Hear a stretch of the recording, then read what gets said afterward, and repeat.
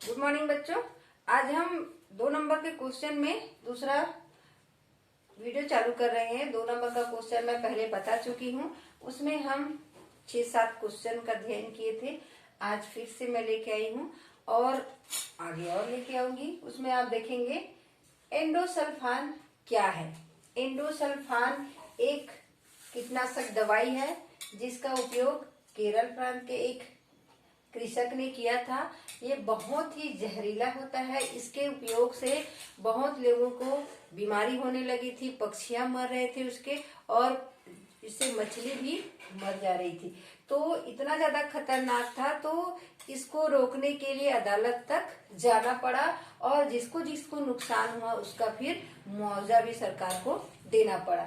Endosulfan एक कीटनाशक दवाई है जो केरल प्रांत में एक कृषक ने इसका शिकायत किया और ये वहीं पर उपयोग किया गया। तो एंडोसल्फान क्या है? ये एक प्रकार के कीटनाशक दवाई है। अब देखते हैं सकल घरेलू उत्पाद का अर्थ बताइए। सकल घरेलू उत्पाद एक राज्य में एक वित्तीय वर्ष में एक राज्य द्वारा एक वित्तीय वर्ष में उत्पादित जितनी वस्तुएं एवं सेवाओं का जो कीमत एक वित्तीय वर्ष में एक देश द्वारा एक राज्य द्वारा उत्पादित जितने भी सेवाएं हैं, वस्तुएं हैं, उसके मूल्य की अंतिम इकाई, अंतिम मूल्य को जोड़ना ये सकल घरेलू उत्पाद कहलाता है। अंतिम जो निकलता है उसकी इकाई वही सकल घरेलू उत्पाद कहलाता है। एक राज्य एक देश द्वारा एक वित्तीय वर्ष में जितने भी उत्पादन होता है, उत्पादन और सेवाओं का मूल्य को जोड़ा जाता है। सेवाओं या उत्पादन के अंतिम मूल्य को जोड़ा जाता है, सकल घरेलू उत्पाद कहलाता है। अब देखते हैं हिटलर की विदेश नीति के 2 उद्देश्य लिखिए। हिटलर के 2 उद्देश्य, जब वो हिटलर वर्साय संधि हुआ, जर्मनी के लोगों को प्रथम विश्व युद्ध का कारण बताया गया कि यही दोषी है, सबसे बड़ा दोषी जो जर्मनी है। तो जर्मनी को पूरे देश मिलकर दंडित किए। दंडित करने के बाद उसको बहुत अर्थदंड देना पड़ा और उसकी इतनी वो भी आर्थिक स्थिति से कमजोर हो गया था। उसकी भी स्थिति उतनी नहीं थी कि जितना भी वहां पर अर्थदंड लगाया गया है उसको वो चुका पाए, क्योंकि पहला जब विश्व युद्ध हुआ तो पूरे देश इससे आहत हो गए थे। सब धन जन की हानि हुई थी, आर्थिक स्थिति सबकी खराब हो गई थी और सबने गलती तो सभी की थी। कोई देश इसमें हम गलत नहीं है ऐसा नहीं कह सकते, क्योंकि किसी ने इसका विरोध नहीं किया। सब एक एक करके उस युद्ध में आते गए और कारण जो भी हो, परंतु युद्ध में एक देश के साथ एक देश करता है युद्ध, एक की गलती ऐसा नहीं कह सकते, क्योंकि सबने बारी बारी से आकर युद्ध में शामिल हुआ तो गलती सबकी है। परंतु जर्मनी का गलती कहते हुए उसी को अर्थदंड दिया गया, उसी को मुआवजा के रूप में बहुत सारे धन दिया गया था। परंतु आर्थिक स्थिति उसकी नहीं थी कि वो दे सके। फिर भी वो अपील किए तो कुछ कम किया और फिर उसको देना पड़ा और जितने भी उसके जीते हुए राज्य थे उसको वापिस करना पड़ा। तो इसी के लिए ये आवाज उठाने के लिए जो है हिटलर ने एक दल बनाया और उसी दल के आधार पर वो अपना मत रखा और उसी के अनुसार उसको जीत भी हासिल हुई। उसका एक विदेश नीति क्या था कि वर्साय के संधि में जो अपमानजनक उसको दंड मिला था उसका भरपाई करना चाहता था, और दूसरा था कि अपने राज्य को वापिस करना था, वो जीते हुए राज्य को वापिस लेना था और अपने खोए हुए राज्य को भी वापिस लेना था और अपने राज्य को विस्तार करना था। अपने खोए हुए राज्यों को वापिस लेना और अपने राज्य का विस्तार करना, 2 नीति थी। पहला तो वर्साय की संधि में उसके अपमान का बदला लेना था और दूसरा था अपने राज्य के विस्तार को बढ़ाना और खोए हुए राज्य को जो उससे छीन लिया गया था उसको वापिस लेना था। 2 उसका नीति था। ये रहा 3 प्रश्न। और चौथा है शीत युद्ध से आप क्या समझते हैं। शीत युद्ध आप और एक प्रश्न आया था, ये दूसरा प्रश्न बनता है। शीत युद्ध से आप क्या समझते हैं। शीत युद्ध जो है एक उत्तेजित आक्रमणकारी आतंक से भरे हुए उत्तेजित जो है एक युद्ध की घोषणा करने के लिए तैयार। अब तब युद्ध होने ही वाला था। दोनों उत्तेजित थे, अहंकार से भरे हुए थे और क्रोध से भरे हुए थे कि सबको समझ में आ रहा था कि सब अपने दोनों देश, जो दो देश, एक संयुक्त राज्य अमेरिका और दूसरा है सोवियत रूस, दोनों एक शक्तिशाली देश के रूप में उभरे और दोनों ने अपने अपने ताकत का भरपूर प्रयोग किया और ताकत के भरपूर प्रयोग करते करते ये एक दूसरे को अपना ताकत दिखाने लग गए थे। दोनों उत्तेजित हो गए थे। अब तब युद्ध होने पर था और इसी को हम शीत युद्ध कहते हैं।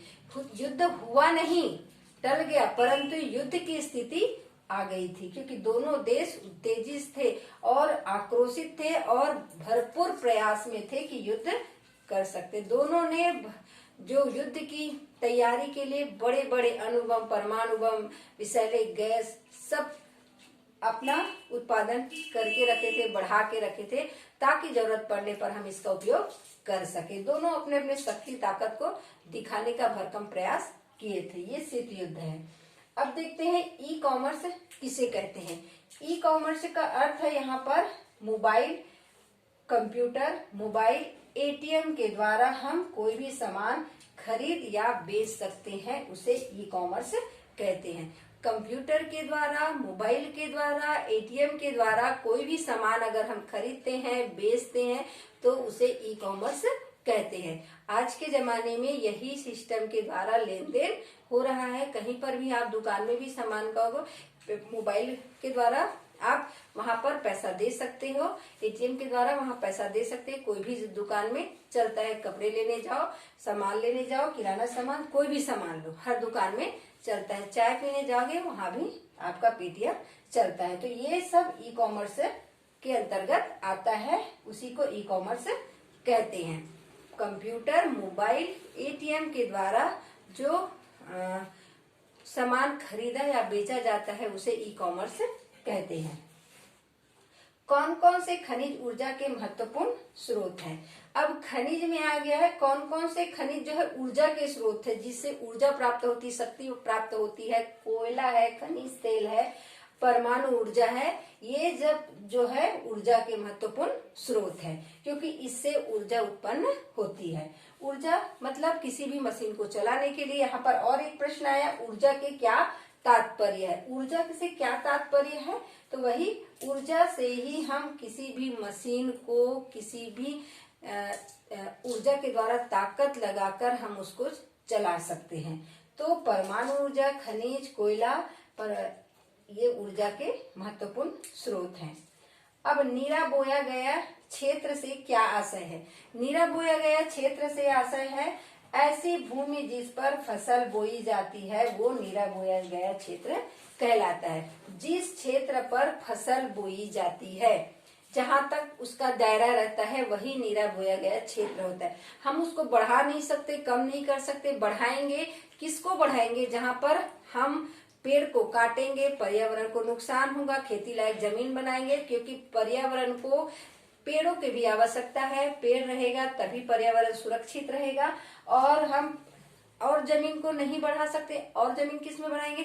जो खाली पड़ी है, जो जानवरों के चारा के लिए होता है उसको बढ़ा सकते हैं। आजकल गांव में ऐसी हो रहा है, जो पशुओं के लिए चारा के लिए हम जगह छोड़ते उसको भी खेती लायक बना रहे हैं। पशुओं के लिए चारा की व्यवस्था नहीं हो पा रही है, खेत में कोई भी जमीन ऐसा छूटा नहीं है जहां पर हम पेड़ लगाएं, तो इससे पर्यावरण को भी नुकसान होता है। तो नीरा बोया गया क्षेत्र से क्या तात्पर्य है पूछा जाएगा तो ऐसी भूमि जिस पर खेती की जाती है उसे नीरा बोया गया क्षेत्र कहते हैं। अब प्रश्न अलग से आएगा कि बढ़ा सकते हैं इसको कि नहीं बढ़ा सकते, बढ़ाने से क्या होगा, ये अलग क्वेश्चन आएगा। परंतु नीरा बोया गया क्षेत्र से क्या आशय है तो ऐसी भूमि जिस पर खेती की जा सकती है उसे हम नीरा बोया गया क्षेत्र कहते हैं। ऊर्जा से क्या तात्पर्य है? ऊर्जा ताकत, शक्ति प्रदान करना है। कोई भी फैक्ट्री को चलाने के लिए, कोई भी रेल इंजन को चलाने के लिए, कोई भी और भारी सामानों को, जैसे हम बहुत सारे बड़े बड़े कंपनी है, मशीन है, उसको चलाने के लिए ऊर्जा की आवश्यकता पड़ती है। ऊर्जा किसके कारण होता है? कोयला, पेट्रोल, डीजल, इसके कारण होता है। तो ऊर्जा उसी के द्वारा उत्पन्न किया जाता है। ऊर्जा से क्या तात्पर्य है? ऊर्जा जो है शक्ति का केंद्र है, शक्ति है, इसे शक्ति स्वरूप माना जाता है।